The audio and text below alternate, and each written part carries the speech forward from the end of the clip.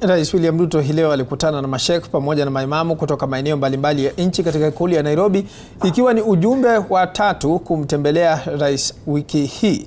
Mkutano huo ambao ulibeba taswira ya kampeni za kujihakikishia muhula wa pili kwa Rais Ruto, alimshuhudia akiomba uungwaji mkono kutoka kwa jamii ya Kiislamu, akisema kwamba serikali yake imetimiza ahadi ya kampeni ya mwaka 2022 ya kukomesha ukaguzi wa kibaguzi katika utoaji wa vitambulisho vya kitaifa. Apollo Kamau na mengi zaidi.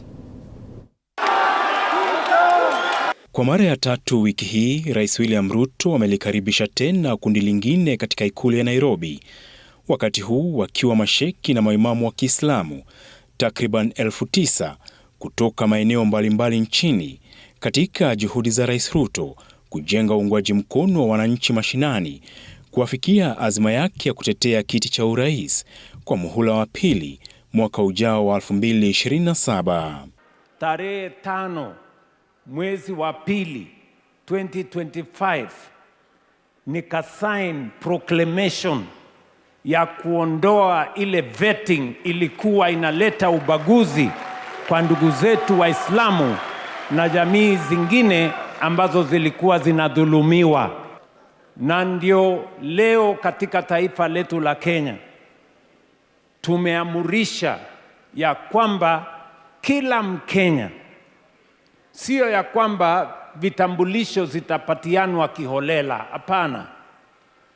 Tulisema ya kwamba kila Mkenya achukuliwe sawa na Mkenya mwingine. Mkutano huu wa ikulu unaendelea wakati ambapo kuna kampeni kubwa ya kuhamasisha wakazi wa kaskazini mwa Kenya kuchukua vitambulisho vyao na kujisajili kuwa wapiga kura. Ulishuhudia waziri mwenye mamlaka Musalia Mudavadi na waziri wa afya Aden Duale wakihimiza uungwaji mkono kwa azma ya Rais Ruto ya kuchaguliwa tena. Tuombe tuwe na 2 term bila petition. 2 term bila nini? 2 term bila nini? 2 term bila nini?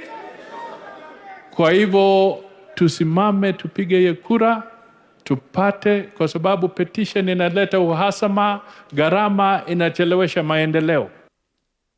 You have returned back the dignity of the Muslim community by removing the discriminatory vetting system when you appended your signature in Wajir, Your Excellency. Imeingia katika historia na roho ya Waislamu. Serikali ya kwanza haikufanya, serikali ya pili haikufanya, serikali ya tatu haikufanya, serikali ya 4 haikufanya.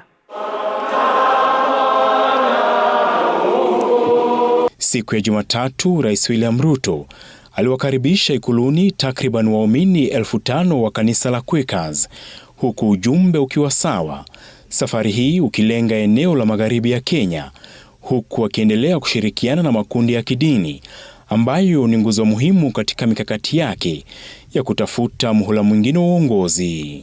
Siku ya Jumanne, wazee wa vijiji kutoka maeneo mbalimbali nchini pia walikaribishwa ikulu na kunufaika na ahadi ya posho ya kila mwezi, simu za rununu pamoja na bima ya afya, hatua inayotarajiwa kusaidia kufikisha ujumbe wa serikali katika ngazi ya mashinani. Apollo Kamau, TV47.